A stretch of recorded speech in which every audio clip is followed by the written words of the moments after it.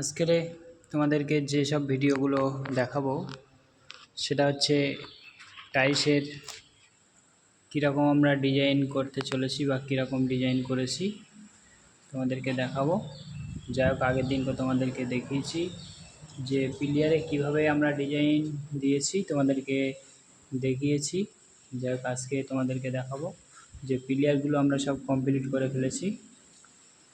যাই হোক, বুঝতে পারছো, 4টে থেকে 5টা পিলিয়ার প্রায় কমপ্লিট আমরা দিয়েছি।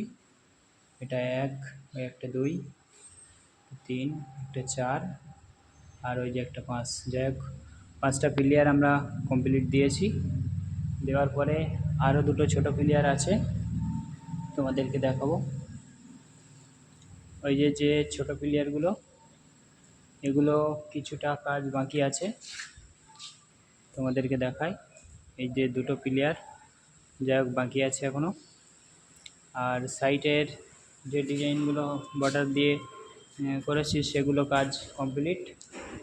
আর আমরা যে জানলার উপরগুলো সবই বসিয়ে দিয়েছি, বোঝা যাচ্ছে কাজ। যাই হোক, আর আমরা আগের জানলাগুলো তোমাদেরকে দেখাই।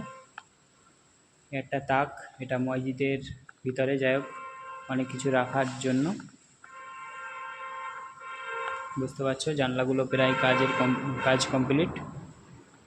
যাই হোক, এখানে অনেক তাক মানে করা হয়েছে, কারণ হচ্ছে কোরআন শরীফ রাখার জন্য সামনেরগুলো। আর যাই হোক, এই মেম্বারের কাজটা আমরা শুরু করেছি, এখনও কাজ বা মাল আসেনি, আর কিছু কাজও বাকি আছে। এগুলো পাথরগুলো কিছুটাই ধাপের মালগুলো আমরা মল করে ঘষে কমপ্লিট করে নিয়ে তারপরে বসানো শুরু করব।